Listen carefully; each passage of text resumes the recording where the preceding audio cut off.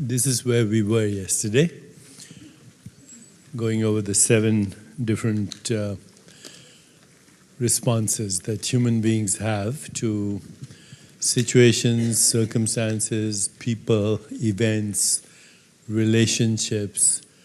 This is how we navigate experience in a world that is right now in a lot of chaos. And I also mentioned that 99% of people, or more than 99% of people, are stuck in the first 2 responses.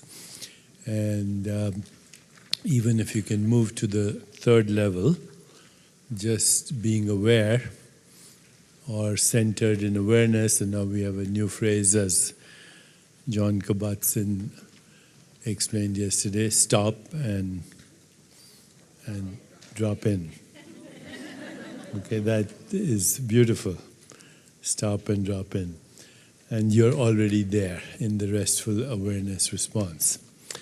So I'm going to go over these others a little more detail, and then we'll see how that helps us to understand who we are and what we mean when we refer to the experience that we call God. So this is basically fight-flight response. And this is true for any animal that's threatened. Most animals are not threatened psychologically, but they're definitely threatened in the predator-prey relationship in the original ecosystem that we are all part of. So when an animal is threatened, it freezes, it runs, or it flies. Or it takes off. You know, a few years ago, I was with my family in Kenya and also in Tanzania, and we were going through the safari, and it's very interesting. We would often see a cheetah scanning the horizon where there were gazelles, and it would wait till it actually spotted the weakest gazelle. And as soon as it took off, from a distance, the gazelles took off too. And even though they couldn't see the cheetah, they sensed it. And then the cheetah would just go for the weakest, snap its neck, bring it to the family, and they would all have a feast.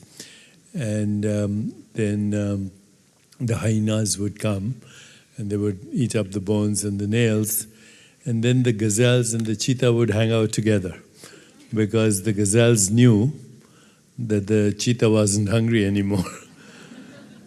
So there's some level of intuition in every life form.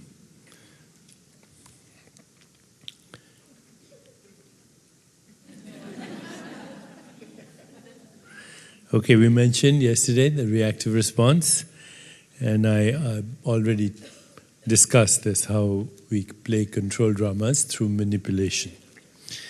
And when those control dramas are not working, then we resort to addictive behavior. Addictive behavior is just an escape mechanism when we can't get what we want.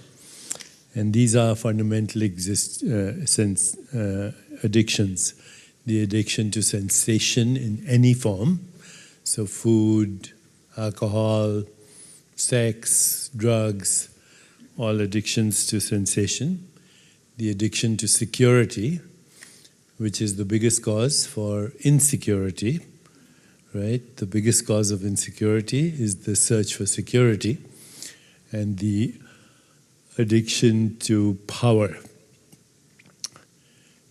Addiction simply means you no longer enjoy the experience you had in the beginning. So every sensation that you're addicted to or somebody is addicted to, at some point was a pleasurable experience. But then because it kept exhausting its energy, the more you do anything, ultimately it exhausts its energy. And so addiction becomes you're wanting to get more of what you don't want anymore, literally. But now you're within its grip. And so addictions are an outcome, I would say, an escape mechanism for in the first two responses, reactive response. We're calling restful awareness, you know all about it now. But here's what the Vedanta says about restful awareness. Inner calm in the midst of danger, inner silence in the midst of turbulence, inner peace in the midst of chaos, conflict, confusion, inner experience of being centered and simultaneously alert in the midst of threat, inner stillness in the midst of dynamic action. So yoga, by the way, is also aspect of that, because yoga, you're in movement, but you're also in awareness. And I'll explain tomorrow how that relates to higher consciousness. So this is called Chitta Shakti. The Shakti is the Sanskrit word for the feminine face of God. And so this is the power of that divine feminine as understood in yoga traditions. Okay, so now we go a little bit beyond being restfully alert into what is called the intuitive response. So let me explain what intuition is. Intuition is a form of intelligence that is contextual. It takes context into account. It's relational. It takes all the relationships into account. It is holistic. It does not have a win-lose orientation. It's eavesdropping on a deeper reality. And it's not a mysterious thing. Intuition is just having a question and then going back into restful awareness. So we're doing it. When we ask ourselves, who am I? What do I want? What is my purpose? What am I grateful for? You're harnessing the power of intuition to give you the answer that is appropriate for you in this stage of life, in your spiritual development. So there's no right or wrong answer, but it's right for you, whatever it is. And that answer may not come as an idea or a thought or an epiphany. It may come as a situation, as a circumstance, as an event, as a relationship through what we call synchronicity. So when that answer comes, you have this moment, oh, that's what it was. Okay, so why is that? Why does that happen?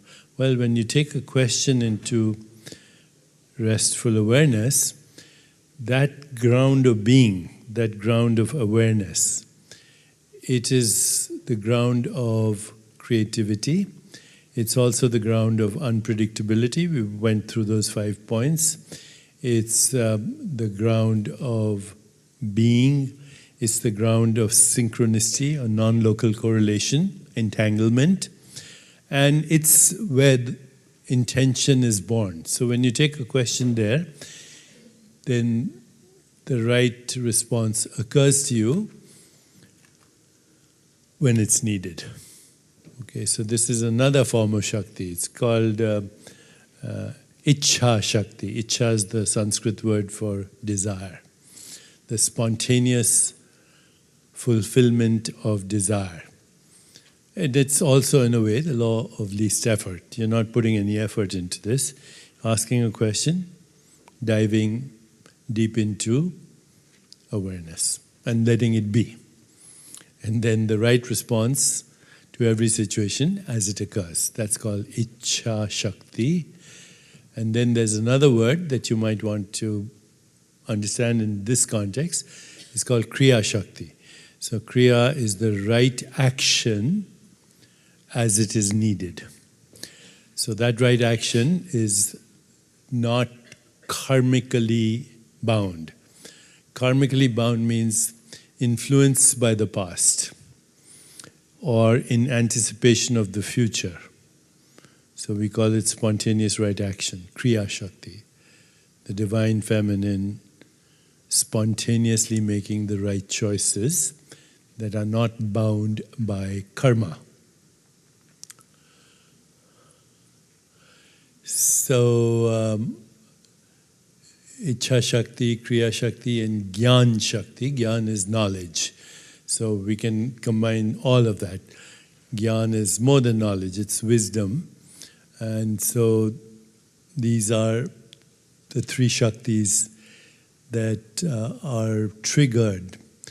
And in English we say spontaneous fulfillment of desire, spontaneous right action, an inner knowingness, and the experience of synchronicity. Synchronicity means, as you know the word, synchronos means synchronized in time.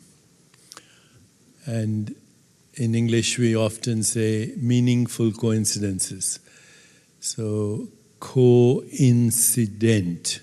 It's actually a very interesting word, coincident. Many incidents aligning together in order to fulfill your desire. So meaningful coincidences.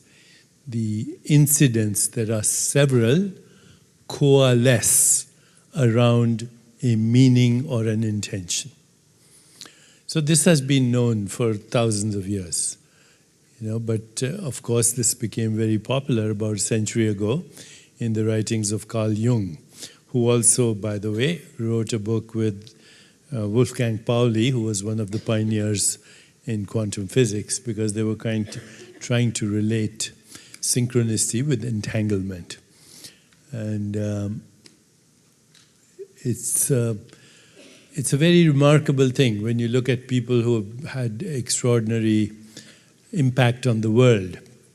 As part of my work is looking at what I call the soul of leadership, training leaders in corporate world and in the business world on what we call the soul of leadership, coming from a deeper level.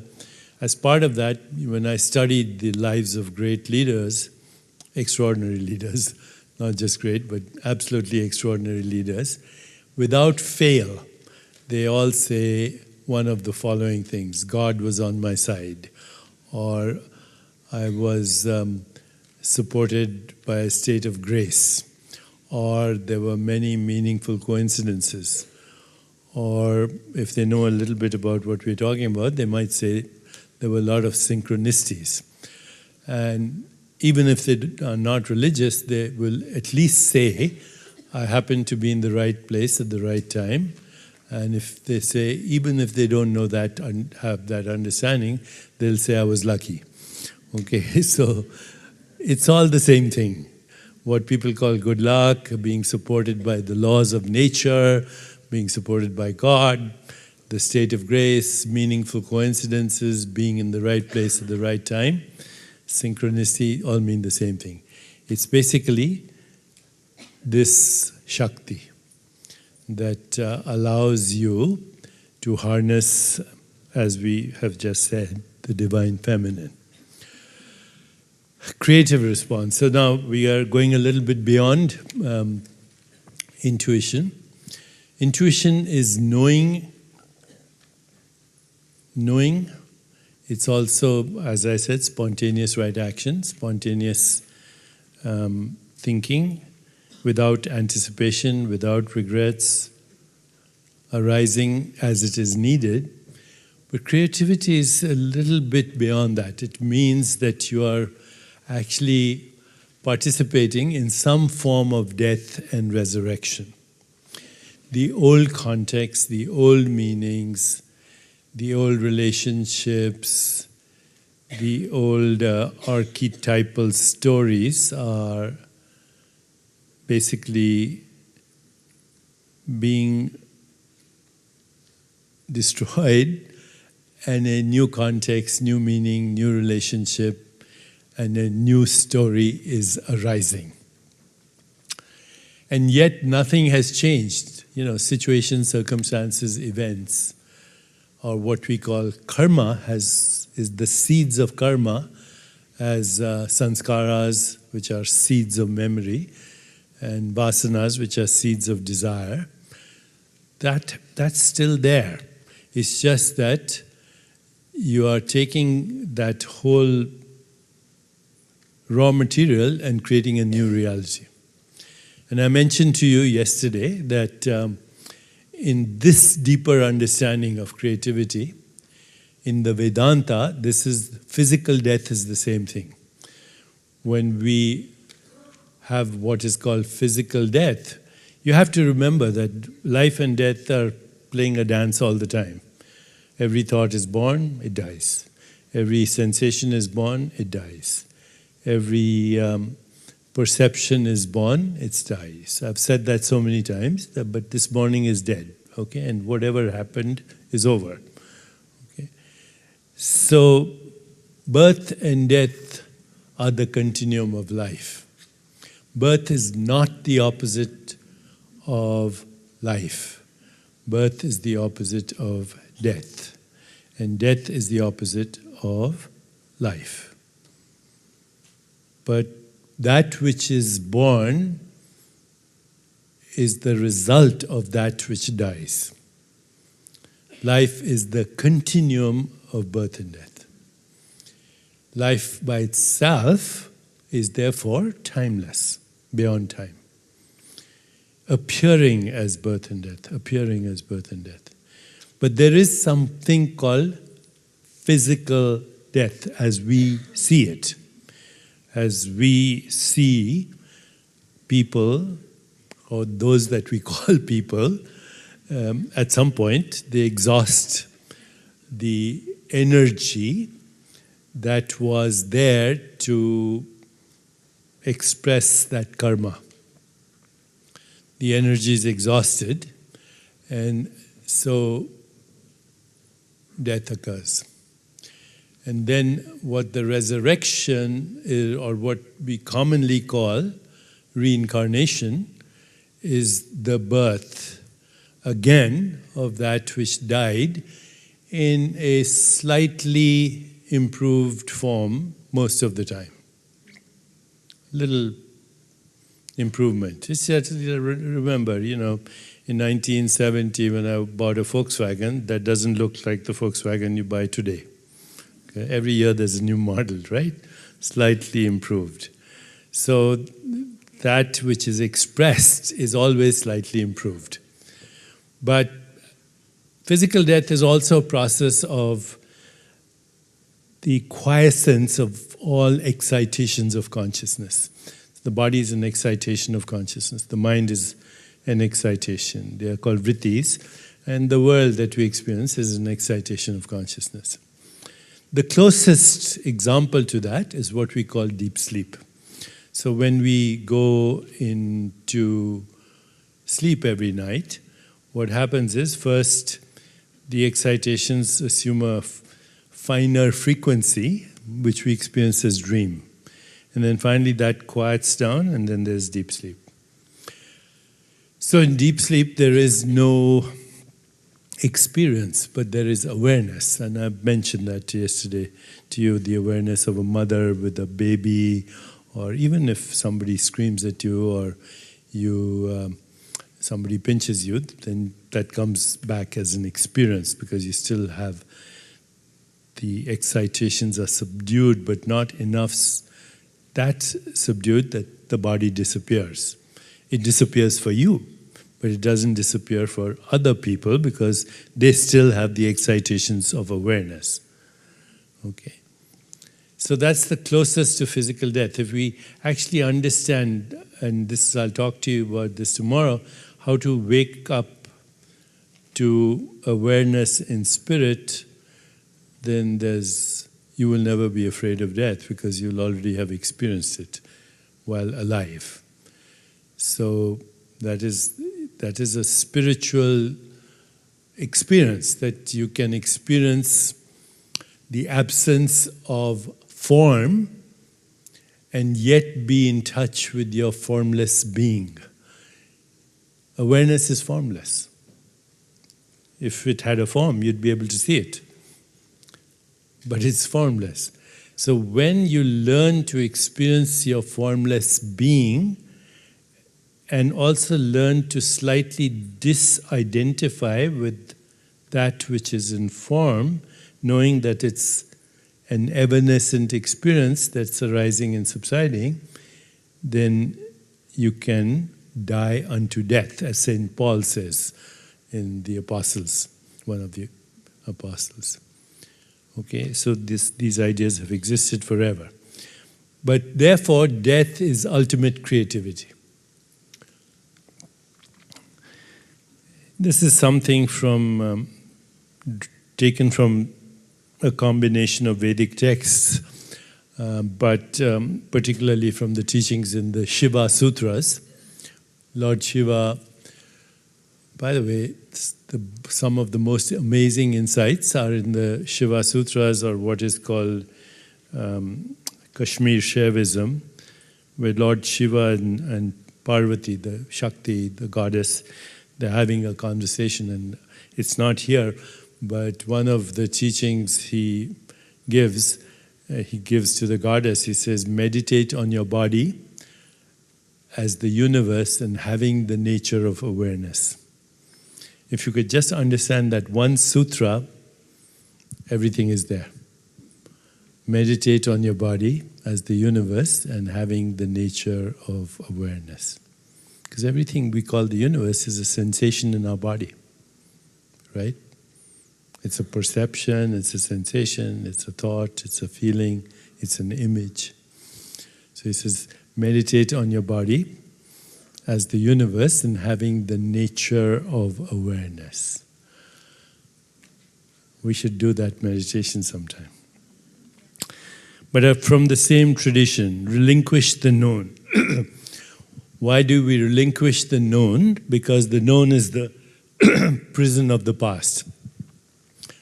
The known is the prison of karma. It's over. Learning from mistakes. Again, this is from Lord Shiva. I use memories, but I do not allow memories to use me. You have to use memories, otherwise you won't find how to get home. But when you allow memories to use you, you're then being victimized by memory or karma. Okay. Memory has a purpose, but definitely the purpose is not to victimize us. When you embrace uncertainty, paradox, and ambiguity, why do you embrace that? Because that's the nature of awareness, of being. It dwells in the uncertain. And there's paradox and ambiguity, because without that, there would be no creativity. So that's why these days, of course, there's a lot of talk about artificial intelligence. Artificial intelligence can simulate human intelligence, but it's based on algorithms, on mathematical logic, whereas your consciousness is not based on mathematical logic. In fact, your consciousness creates mathematical logic. It's not an algorithm. And true creativity cannot come if you are addicted to certainty. As long as you're addicted to certainty, then you'll be like an algorithm. There's no creativity. So, dwelling in uncertainty, being comfortable with paradox, being comfortable with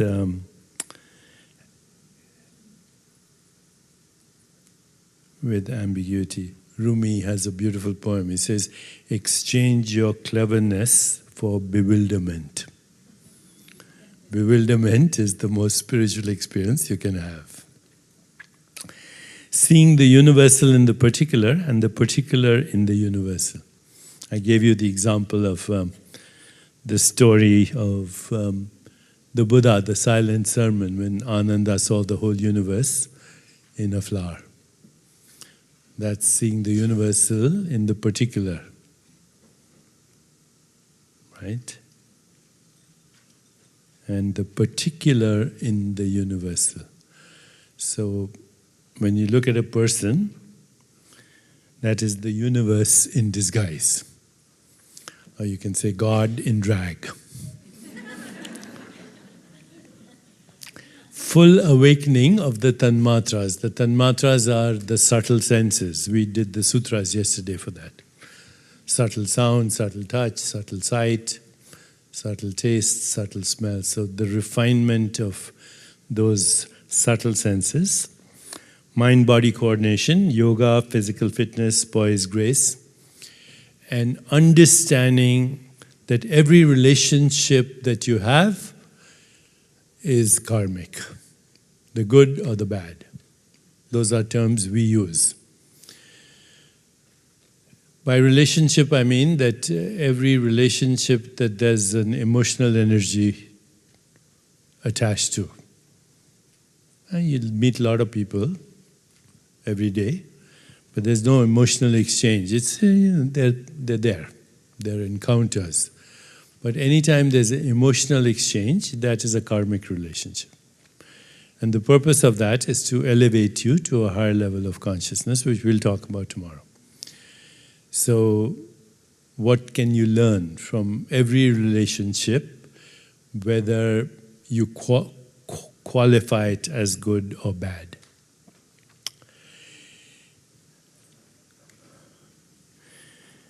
So a while ago I put this together based on everything I've told you as the 9 steps to creativity, 9 stages to creativity. This formula can be applied to any creative process. So first there's an intention, which is, what do I want? Then there's the process called information gathering around that intention, because intention could be anything. Should I marry this person, or should I invent in the stock market, or should I embark on this business? Any question.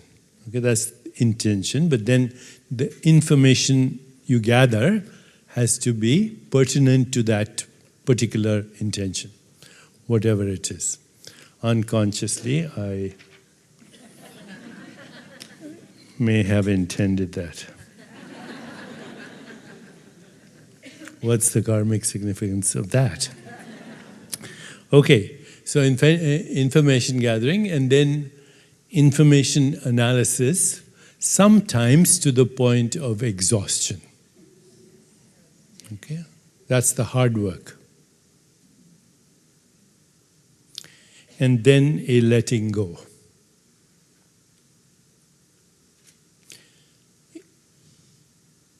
The letting go is called incubation.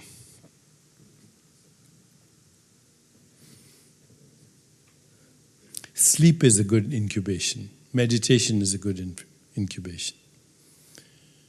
Yoga is good incubation. Breathing exercise, pranayama is good incubation. Listening to music is good incubation. Being in nature is good incubation. Poetry. John Kabat-Zinn resurrected my interest yesterday in poetry, which I have a lot of interest in. So that's all incubation. But during incubation, there are certain things that happen. There's a letting go, there's a detachment. There is surrender to uncertainty. There's the proliferation of unconscious, what is called unconscious processing. There's all kinds of entanglement. And then at a certain time, there's a sudden flash of insight. There you are. Which is very interesting, the word insight, inner vision. Today, I think this afternoon, we'll be doing the sutra for that. And if the insight is authentic, it leads to inspiration, not motivation. Motivation is of the mind. Inspiration is of the spirit.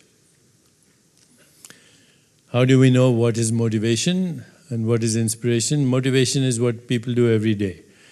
I'm going to lose 30 pounds, I'm going to join the club, I'm going to change my diet, do smoking, but tomorrow, and then even when they embark on it, after 6 weeks, it's over.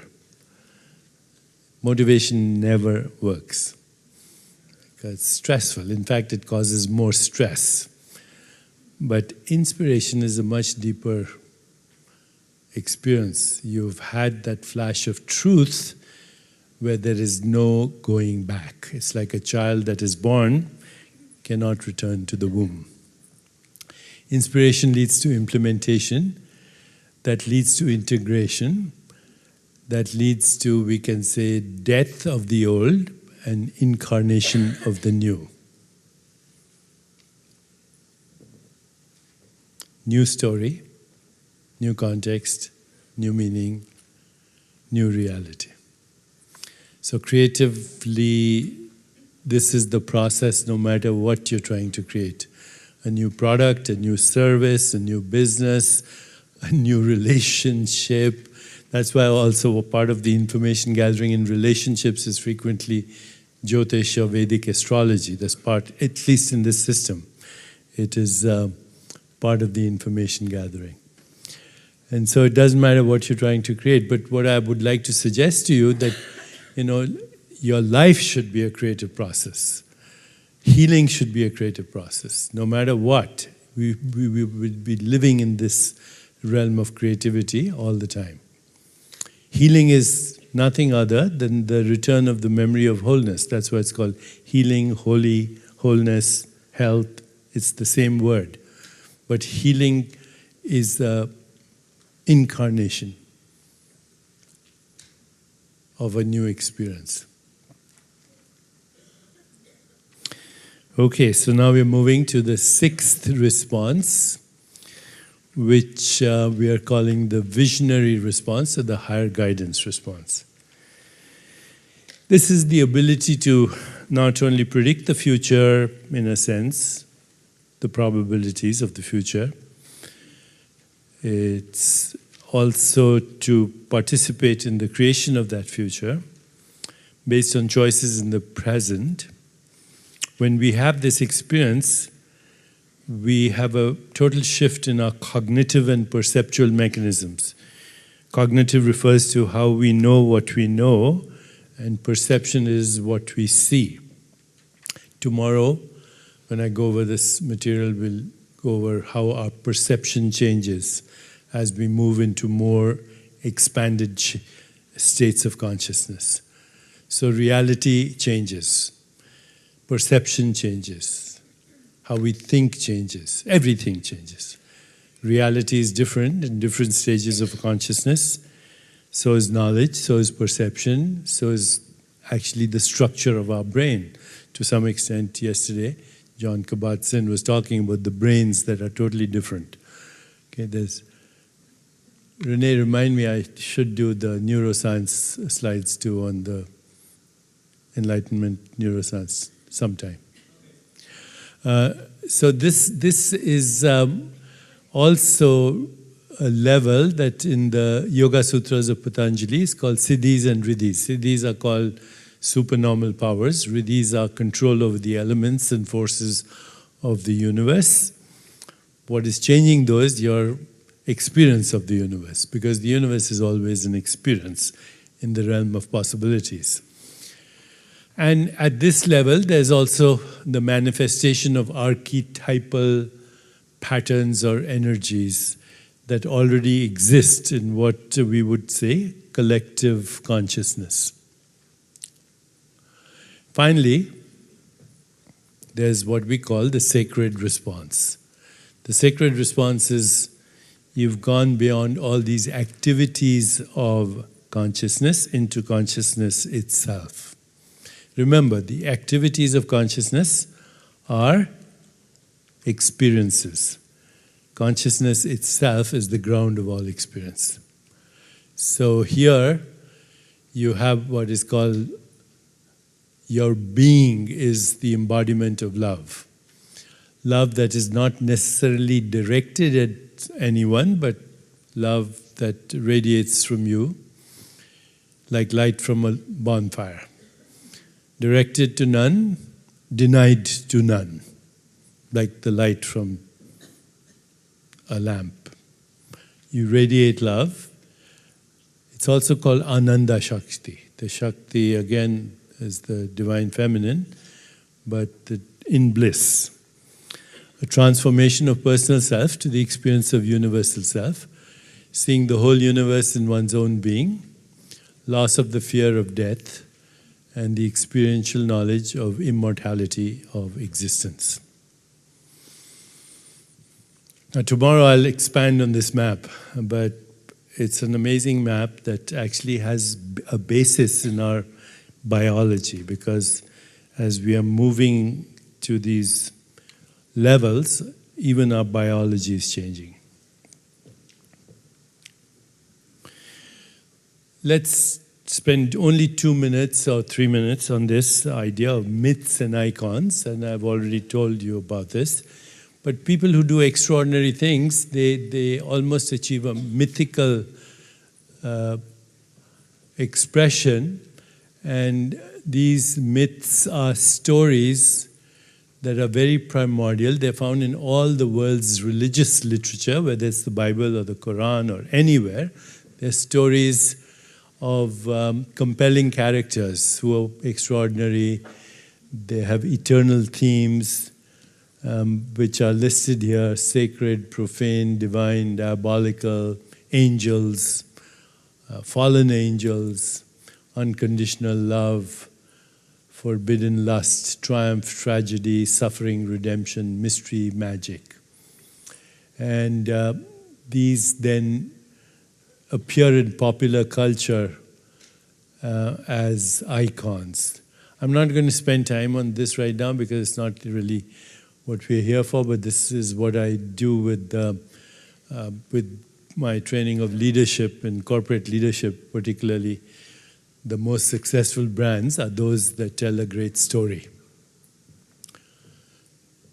People don't buy a product. People don't buy a service. They buy a story. This is, cultural anthropologists call this ritual action. Of course, the brand or the service or the product has to live up to that story if it is going to be successful. But see, this guy, Marlboro Man, is now on a respirator.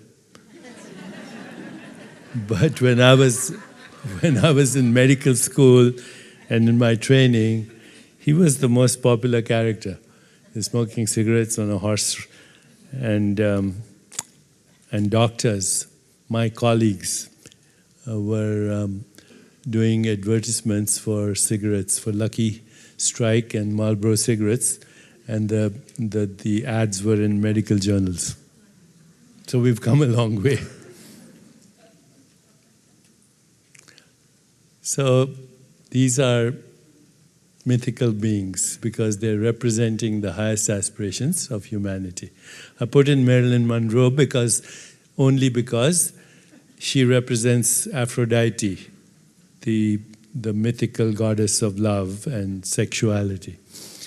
And of course, sports figures and many other people represent what we call archetypes. So archetypes are concentrations of psychic energy. They're states of information, energy, manifestations of awareness. They manifest as stories, themes, motifs that become popular in a culture. The gods and goddesses of the Vedic Hindu religion, Saraswati, Lakshmi, Durga, they are archetypes, patterns of aspiration, as are the Greek goddesses. Okay, so as I started yesterday, and we'll complete this model this morning, remember this is a map. This is a map for experience. If I'm driving from Boston to New York, I usually, in the beginning, you need a map. And if the map works till Rhode Island, then you assume that it'll work from Rhode Island to New York as well. So the map and experience go together. God is our highest aspiration, instinct to know ourselves. The experience of God depends on our state of awareness. So when we are in the fight-flight response, then we are scared. God is the protector, vengeful, and capricious. This God is found in every religion, because religion is nothing other than that which was revealed to people, and people were in a certain state of awareness. So all the different aspects of God that I'm discussing are found in all religions.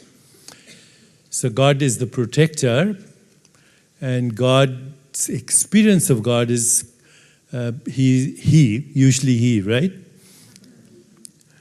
Because that also, the he goes back to historical times of predators, hunter-gatherers, tribes, etc. So God is like the tribal leader, quick to anger, jealous, unfathomable, judgmental. And the world that is experienced in this state of consciousness is the world of basic survival. This is, unfortunately, most of the world right now. You know, our inner cities and all the places of strife and Syrian refugees, we're still experiencing the first stage of spiritual evolution. As we get to the reactive response, then God is all-powerful, sovereign, omnipotent. But also God is just. He's like a good judge, Supreme Court judge. Even that these days is an issue, right? Okay, so God is just, answers prayers, rational, impartial, goes by the rules. And this is the God that also creates the world of, or the experience of the world of competition and ambition. The ego world.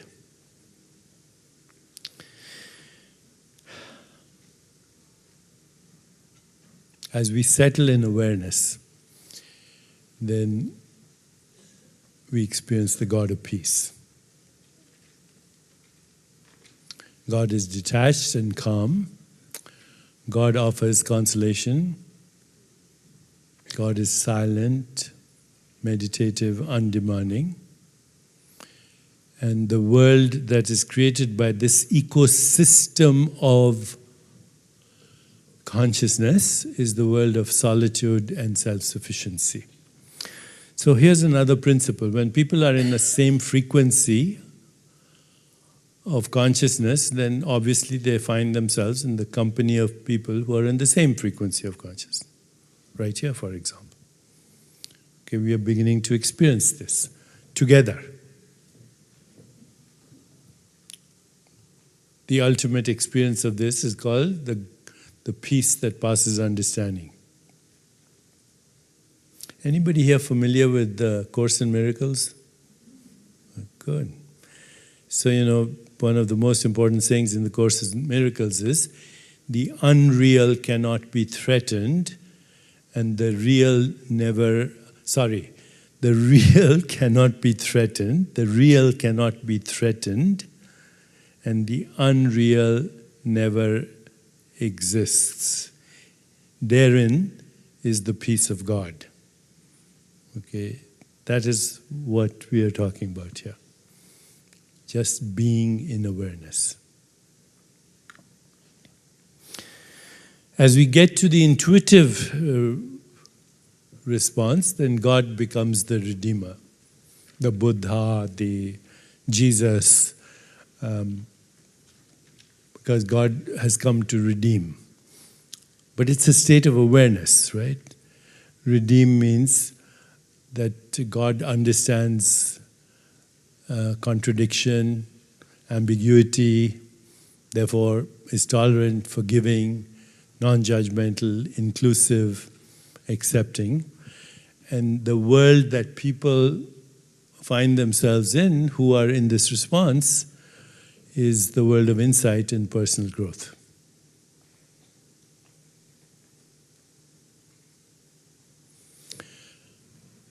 As we move to the next stage, then because we have found our own creativity, we project that on an infinite creator. Unlimited creative potential, abundance, control over space and time, open, willing to be known, inspired, generous. It's the God of Genesis in the Bible.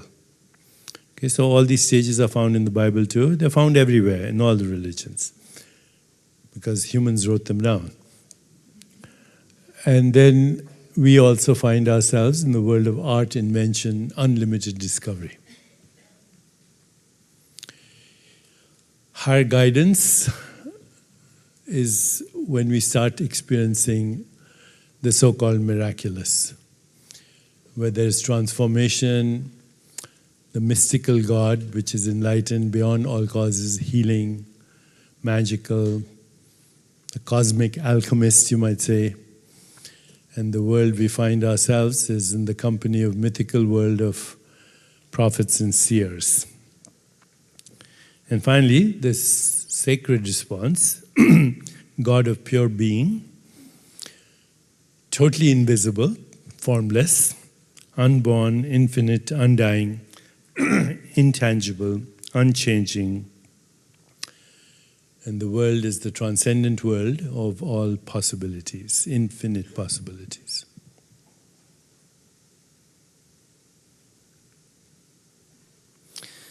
So now we come to the questions we've been struggling with to some extent.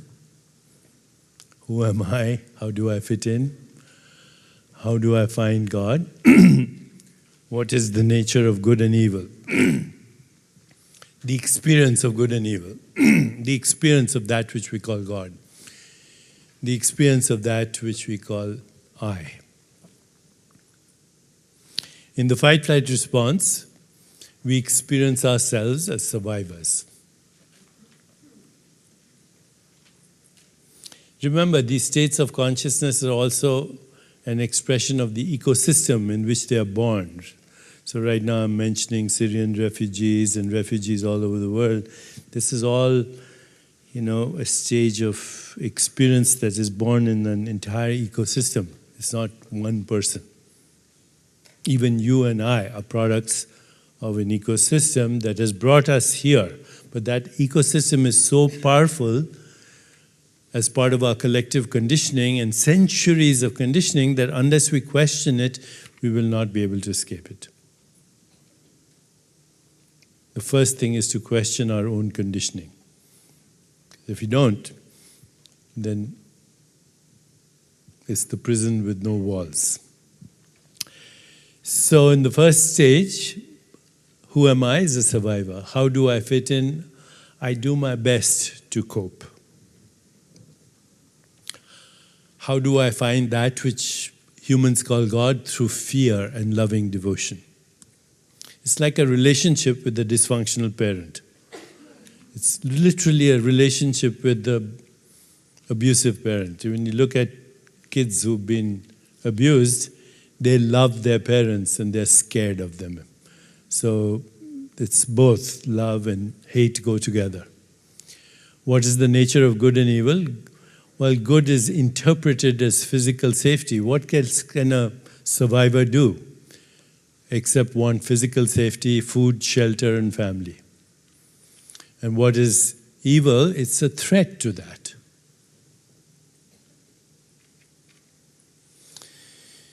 In the reactive response, our identity becomes our ego personality.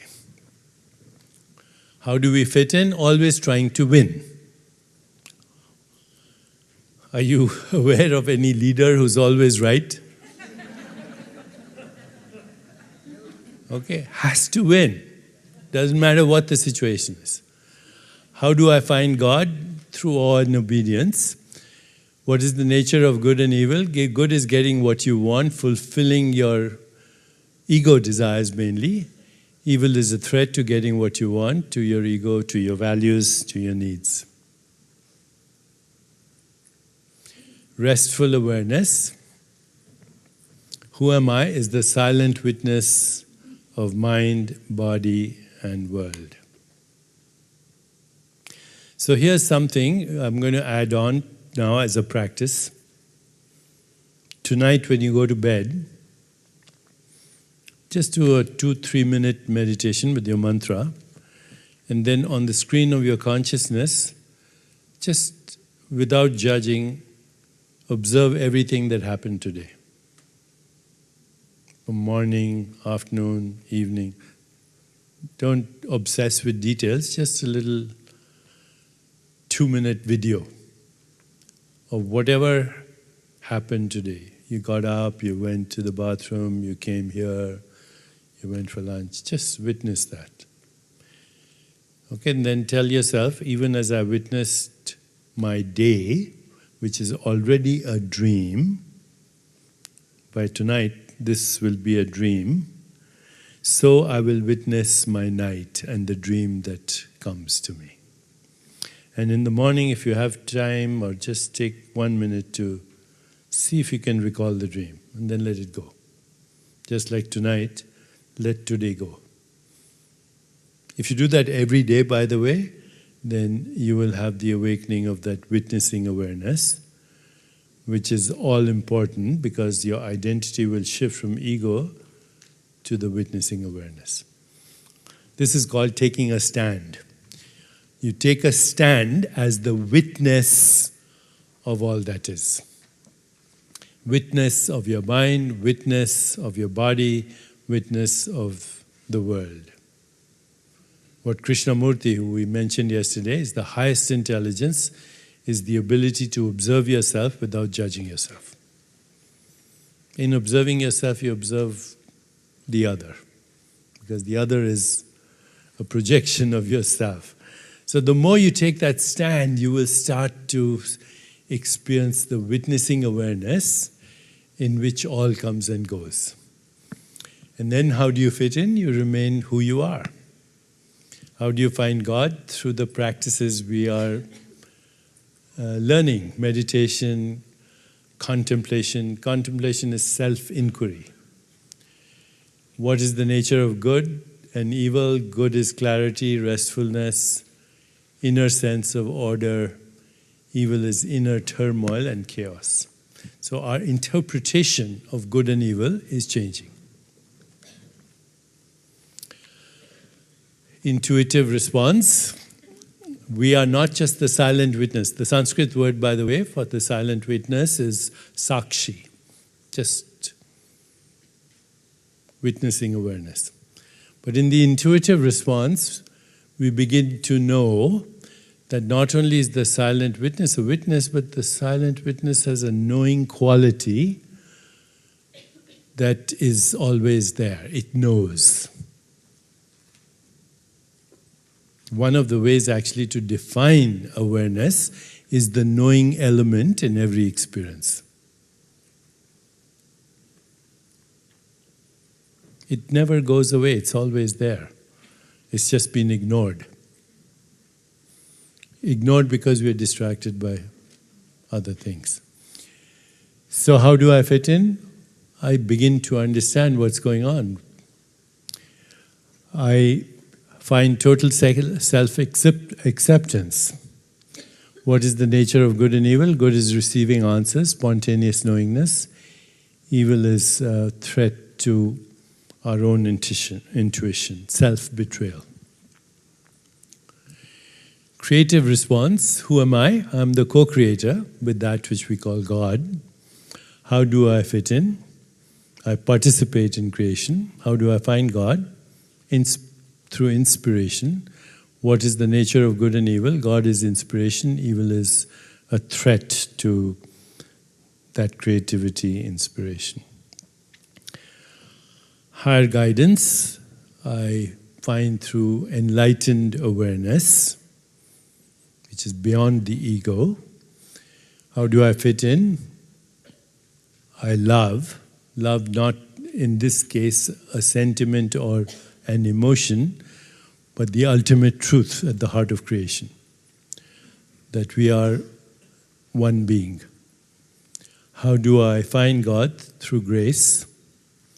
what is the nature of good and evil, there's a deep understanding that good is the cosmic force of evolution, truth, beauty, and harmony, which is called sattva. It's a quality of the universe. It's the creative impulse of the universe. And we also realize that evil is a cosmic force like any other, not seen as a threat, but as tamas. Tamas is the Sanskrit word for inertia. So there's inertia and there's creativity, and then there's the interaction between the two. And both are necessary for the creation of the universe. If there was only creativity, then the universe would expand itself and rapidly and burn itself into the heat death of absolute zero. And then if there was only inertia, intense gravity, the universe would disappear into a black hole. It's the dance between the two. Does this mean that we don't fight for evil, fight against evil and fight for good? And the word is, fight is the wrong word. We align ourselves with the forces of creation, creativity, and evolution. Not fight. So even though the Bhagavad Gita is a book of war, it's the book of the fight versus good and evil, when you read it, Krishna, the great yogi, is teaching in 18 chapters the 4 forms of yoga. So the first form of yoga is Raj Yoga, the practices that we're doing. The second form of yoga is the yoga of love. The third form of yoga is the yoga of the intellect or understanding. And the third, and the fourth is the yoga of action. So these are called Raj Yoga, Bhakti Yoga, Gyan Yoga, and Karma Yoga. We are doing, in a sense, Raj Yoga here this week. And to some extent, the yoga of the intellect, trying to figure it out. And the rest is up to you. How much you love and how you transform that love into action. Because love without action is meaningless, and action without love is irrelevant. But when they come together, that's yoga. Sacred response, who am I, becomes the source. How do I fit in? I am. How do I find God? Transcendence. What is the nature of good and evil? Good is the union of all opposites. Evil doesn't exist. There's a deep understanding that Maya, the veil, is needed to keep the world, relative world going. So now in this deeper understanding, the humanity goes through stages where good prevails, then there's a balance between good and evil, or what we call good and evil, then evil prevails, and then again, it's like a circle. Okay. We are in a very interesting time right now, which could be a death and a resurrection at the same time. All based on our collective consciousness, collective awakening, however we want to phrase it. How to go further? What is my life challenge? Life challenge means what's the next thing I need to do? What is my greatest strength? What is my biggest hurdle? And what is my greatest temptation? The word sin is not there. Sin is just called, in the Vedanta, it's called ignorance. The word ignorance is also very interesting.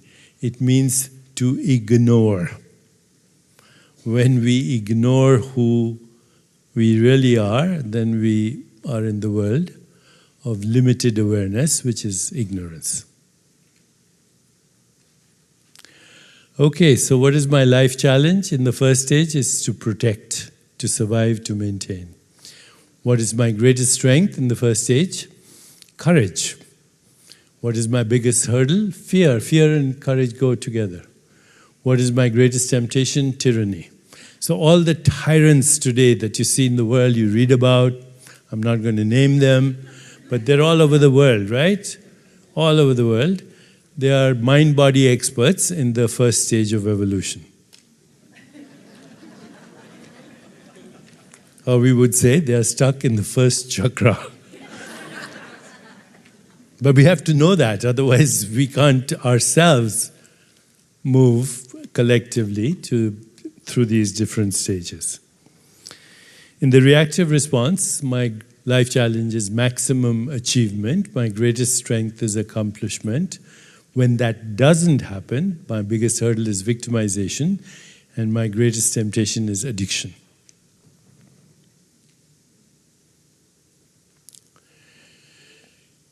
In the restful awareness response, my life challenge is how to be engaged, but at the same time, detached. Passionate about what I'm doing, but at the same time, not moving away from the center of being. Greatest strength is autonomy. Biggest hurdle is fatalism. It's a misrepresentation of karma. Unfortunately, very common in the land from where this knowledge came. It's all karma, so why bother? Greatest temptation is apathy. Intuitive response, the life challenge is to go beyond duality. Because why are we going beyond duality? Because we are understanding context. Everything that happens has a context. Doesn't matter what it is. You know, what happened in New York 2 days ago with that person driving, there's a context. You go back, there's always a context to whatever happens, whether it happened in Las Vegas or whatever happens. So to understand context is the life challenge. And this is very difficult for a lot of people because we are frozen into rigid frames of good and bad, right and wrong, that keep getting recycled. Greatest strength is insight. Biggest hurdle is delusion. We delude our own self. And biggest temptation is deception. You know, a lot of people ask me, do you believe in psychics? And the answer is, I've seen some very good psychics, extraordinary psychics. In many ways, Jyotish is a science of that. And you are, in fact, learning the sutras. If you cultivate them, you will awaken that. But psychics tend to always exaggerate their abilities. Right? They're good. Even the good ones want you to believe they're better. Why? Because we are human. In the creative response, the life challenge is to align with the Creator. Our greatest strength is imagination. Because the universe is the imagination of the infinite being. You are the imagination of the infinite being, as is these flowers. And then we extend that through all the constructs we create, microphones, internet, artificial intelligence, virtual reality, augmented reality, you name it. Okay? So what we are taking is the raw material of imagination of the infinite being and extending it. And if we become really good at it, some of us get self-absorbed. Creative people are also a little narcissistic. And the greatest temptation is solipsism. Solipsism means you actually believe that the world would not exist if it weren't for you. Okay? Now, it's technically correct. The world only exists in awareness. But solipsism is ego awareness. Our guidance, your life challenge is to attain liberation. Your greatest strength is holiness. Holiness does not mean self-righteous morality, which is just jealousy with a halo. Holiness means all-inclusiveness. You include everybody. And your biggest hurdle is martyrdom. All the great saints, and from Martin Luther King to Jesus Christ to Mahatma Gandhi, were martyrs. Okay, because at some point, the framework says, this understanding says, they took on the karma of the world. So when Christians say God, Jesus took on your sins, technically that's what it means, okay? Taking on the karma in order to bring redemption. Temptation is you promise more than you can deliver. Why do you do that? Well, because you can see what others cannot see. So you want to. It's not like you do it willingly. You so desperately want others to see what you're seeing. Sacred response, to be myself, greatest strength, universality. Biggest hurdle, no hurdles. Greatest temptation, no temptation. Okay, so now in our meditation we have the second question. The first question is, who am I? Second question is, what do I want? So at each stage, what we want changes. In the first response, we want family, community, sense of belonging, material comforts. Now here's a very important thing to understand. If you don't get what you want, you will be frustrated. So the key is not to give up your desires. The key is to fulfill your desires and ultimately transcend them. If you give up your desires, then you'll only be thinking of that which you gave up. You're familiar with, there are many good stories in the Eastern traditions. There's two monks going on a pilgrimage. They are sworn to celibacy. There's a younger monk, an older monk, and they're crossing a river, and they see a beautiful young girl, and she can't swim, so the young monk says, you can come on my shoulders, I'll carry you. And then they drop her off at the other side of the river, and after a while the old monk says, how could you do that? He says, do what? He says, you were not supposed to carry that young girl on your shoulder because you would be tempted. He says, well, I dropped her 6 hours ago, you're still carrying her. So you cannot suppress. It comes spontaneously once you fulfill your desire. So each level of desire has to be transcended and at the same time fulfilled. Second level, success, power, status, ego satisfaction, everything we call I, me, mine.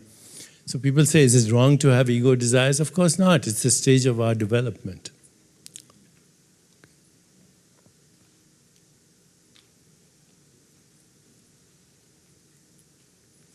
Third level.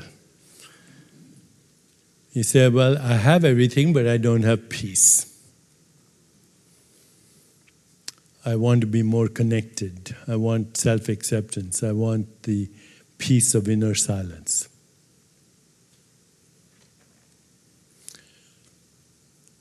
Third level. I have all that, but I also want insight, empathy, tolerance, forgiveness. I have that. But I also want, see, we are greedy, very greedy as human beings. No other animal would say all these things. But that's how we were made, right? So I want creativity, we want inspiration, co-creative, we want to enjoy life as an adventure of unlimited creativity.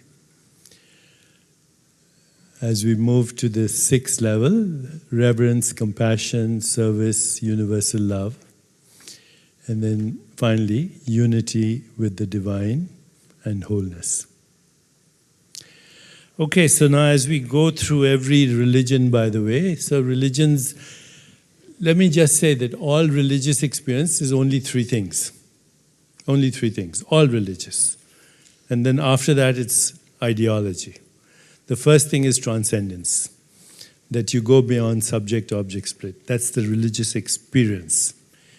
The second religious experience is the spontaneous emergence of love, compassion, joy, peace, equanimity. And the third religious experience is the loss of the fear of death, because there's both experience and knowledge that awareness, which is your fundamental reality, is not subject to birth and death. After that, it's all translation.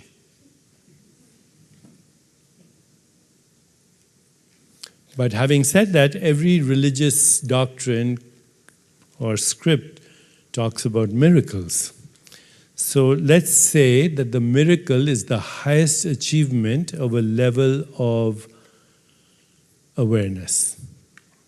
So at the first level, miracles involve surviving great danger, impossible rescues, a sense of divine protection. These are every day on the evening news. You know, a while back we had over here Andrew Harvey. He's a very flamboyant, gay, spiritual teacher, very articulate. At that time, he was living in Las Vegas. And so I said, Andrew, why do you live in Las Vegas? He says, it's the most spiritual city in the world. I said, what do you mean? He said, it doesn't pretend to be what it's not. And that was a very good statement for me to hear, because we judge, right, so easily. And then he told me that day in the evening news, there was the story of a cat that had run into a burning house 9 times to rescue her kittens. That's a miracle at the first level. Second level, reactive response, incredible achievements and success, control over body and mind, even yogic control is frequently from the level of the ego. I can slow my heart rate, I can stop breathing, I can do this posture which you can't, etc. Third level, miracles involve synchronicity, yogic powers, the higher yogic powers, the siddhis and the riddhis, premonitions, feeling the presence of God. Fourth level, miracles involve telepathy, extrasensory perception, knowledge of past or future lifetimes, prophecy. Creative response, miracles involve divine inspiration, artistic genius, spontaneous fulfillment of desire, and wishes come true. I want to share with you a very interesting story. Last year, I was invited to be part of a panel at the Vatican by the Vatican to join a board for technology and how spirituality and technology can be used together. Pope Francis is an amazing person. So as part of that, I did a meditation in the Sistine Chapel, and also got to see the records, you know, the sealed records. It's a favor that they give to special guests. So here's the story behind the Sistine Chapel. Anybody been in the Sistine Chapel? Okay. So the story is, you know, Michelangelo and Pope were discussing the creation of that chapel, and the Pope asked him, the then Pope, he said, how much are you going to charge me? And Michelangelo said, you can't afford me. So the Pope said, yes, I can. So Michelangelo said, make me an offer. And so the Pope said, I will absolve you of past, future, and present sins. So you can do anything you want in the future. You're already absolved. Michelangelo had an interesting life, which we won't go into at the moment. He accepted the offer, and he said on one condition, and that was that Raphael, his competitor, would not be allowed inside the chapel. He could paint the outside. But that's a miracle. The Sistine Chapel is a miracle of art. Higher guidance, miracle involves healing, physical transformations, holy apparitions. The apparitions are projections of the archetypal self. Highest degree of supernatural feats. And in the sacred response, there is no need for miracles. Everything becomes a miracle. Existence is a miracle. Okay, so this is where we'll stop today.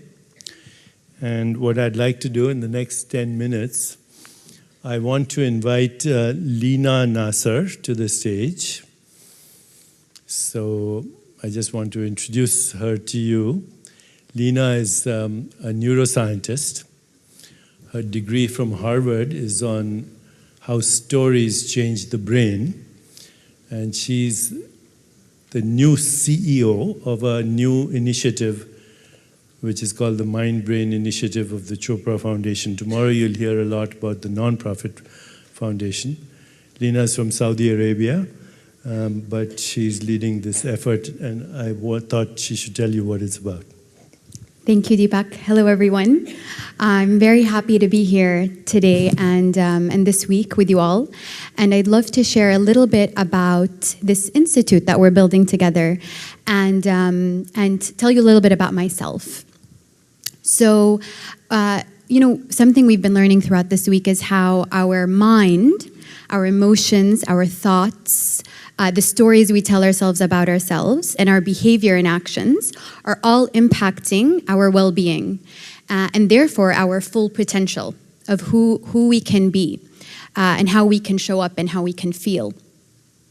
And so it became very interesting when we were looking at the data and the numbers, and we saw that over 60% of deaths worldwide today are actually due to... Tell them your story. Yes, I will get to my story in a second, yes. I love storytelling, so I will get to that.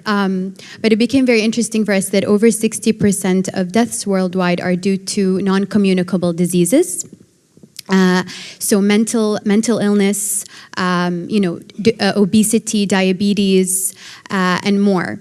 And so, that number is really stark, and it's only increasing. And so we've decided we need to do something about it, and it's prevention of these diseases, which is very similar to what you're doing this week, but imagine magnifying that and really sharing it with the rest of the world.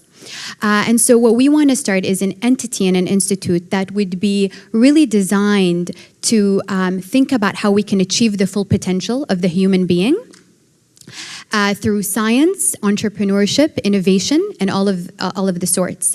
And so I'll share with you my story about how this full potential kind of became really important to me personally, and what brought us to the place where we are now building an entity designed to look at the full potential and prevent chronic illness. So I grew up in Saudi Arabia, and I have a Syrian mother. And so it was a very interesting space to grow up in Saudi Arabia. As you can imagine, it's more different, more closed, how I grew up, all-girls school. It's very segregated. And my mother was a really empowering figure in my life. And I remember when I was about 7 years old, it was around 1997, they asked me, what do you want to be when you grow up in school? They ask all kids, I think, in many countries.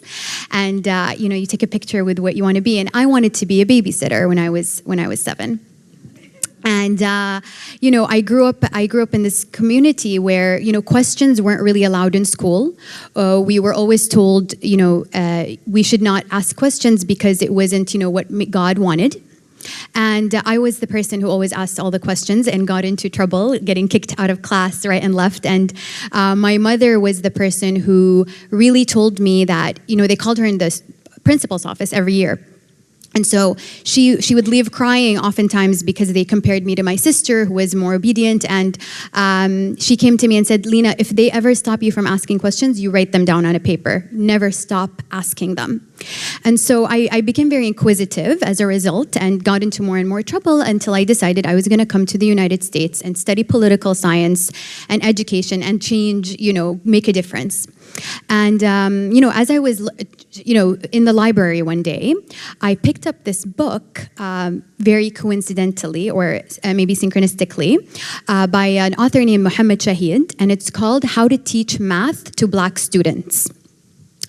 And it was a very interesting book because it was this African-American teacher who realized that his African-American students were performing so poorly in math until he introduced the African contribution to the math discipline. And when he introduced that, their grades skyrocketed. And I looked at this book, you can order it actually from Amazon, and I thought, where did that idea to be a babysitter come from? I started to question that. I was very intrigued now to go back to Saudi Arabia and look at the children's stories to see what did they tell girls about who they can become. What were the options laid there? And so when I went back home, I packed my suitcase with all these books from all the curriculum, from 2nd grade to 6th grade. And I found it very startling because I didn't, remember this, but, it was in my subconscious, obviously. All these stories where girls were almost invisible. And if they were visible, they were usually either wives, daughters, and if they had a job, it would be just a teacher. But you couldn't see them in any careers, really, in the stories. And for boys, they were limited to the roles they had, but I was focused on girls and learning about that. And so I, upon doing this research, I graduated, and now I'm interested in neuroscience and the brain because I'm thinking, is there a relationship between your thoughts, your emotions, your feelings, and your mind to what you can produce in the world, who you show up as, and what you can do, so your potential? So I graduate, I go to a program at Harvard that's actually looking at mind, brain, and education, which is exactly what I want to study. And that's when I begin my research on storytelling and the brain.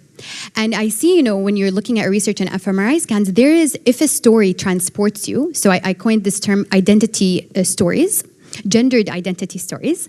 So if these stories transport you mentally, you can see in the prefrontal cortex a change. And so I decided to go to Saudi Arabia again and with little girls, give them an alternative story. And this story would be something that they've never read before that would transport them and take them to a potential of something they could become. And how I wanted to test the change is through math, because I wanted to see, would a story change how little 4th grade girls performed in math? And so, I first interviewed the little 4th grade girls, and the one of the girls was the poorest performers, so the ones who were really doing bad in math. I wanted to pick a good story, so I need to get to know them a little. And this one girl, I asked her, how do you feel about math? And she said, I don't like math. And I said, well, can you tell me a little bit more? She said, well, I'm a logical girl. And as a logical girl, I really value being logical. And I don't think that it is logical that I spend my time memorizing the pluses and minuses when, I can use my calculator in the supermarket. And so this is a very clever girl who is not doing well. And so I thought, what story can I find for her that could unlock a potential in her and how she's performing? So I find this incredible story of Zubaydah bint Ja'far, who is a queen in the 8th century, who not many people know about. She's in the Mediterranean. And the name in Arabic, it translates to English to Little Butterball. So I called her Little Butterball, and she actually ends up being, she's not only the queen with, her name on the local currency in the Middle East, but she also builds the most complicated hydroengineering project of her period. and it's a canal made to transport water from Baghdad to Mecca. And it's because the pilgrims were dying from thirst that she built this canal. And mind you, she's walking. It's about 1 month walk. She's a hiker too. And so I share this story with these little girls about a woman that they can relate to, that's a queen, that is using math to do this amazing project. And you can see the light in their eyes. And prior to the story, I gave them the math questions to test their baseline, story, and then math questions again. And I went home to look at the results to see, did the story have an impact on who they showed up as on the second math questions that I gave them. And the results were startling. There was a 21% jump from pre-story to post-story. For the lowest performers, it was 23%. And this was with just one intervention, just one story about someone who they could become. And so this experience that I had really made me a strong believer and advocate of the possibility to really hone in on the potential that we can be and become through understanding ourselves and the opportunities and the possibilities. And through this institute that we're building, we want to create a new story for humanity. Our hope is to reach 1 billion people. And the story is that we really are capable, through our choices, our decisions, our emotions, how we choose to show up, we can really change our potential. And this is the institute that's going to be dedicated to achieving that. You can learn more information on the Chopra website, actually. We'll be launching and revealing the name and our next steps soon. So stay tuned if you're interested. We'd love to involve you all on a personal level. Inflammation. Yeah. So if you have, I'd love to share with you a little bit more also on some of the things we're looking at. So, when you're thinking about potential, achieving potential, you want to look at the root causes of why are people getting sick or why are people not achieving their full potential. And this is what the Institute is going to be looking at. And the tip actually of the iceberg, when you look at all diseases that are killing us, there's a commonality between them, which is inflammation. And so we as an entity are going to be bringing the brightest minds together to look at what are all the root causes that are leading to this inflammation in the body that's common across all of these diseases. And if we understand these root causes, how can we actually prevent inflammation and develop a common language that allows us all to talk about when we are getting inflamed so that we can bring that down? And we are now developing the biological markers of that. But anyway, this is part of the Chopra Foundation. And if you go to choprafoundation.org, we'll keep up with all this information. And tomorrow, Sarah will be talking about the other activities. But Lena has to go back tomorrow morning to New York to continue her work with this. So I thought she should speak to you about it. Thank you. Thank you.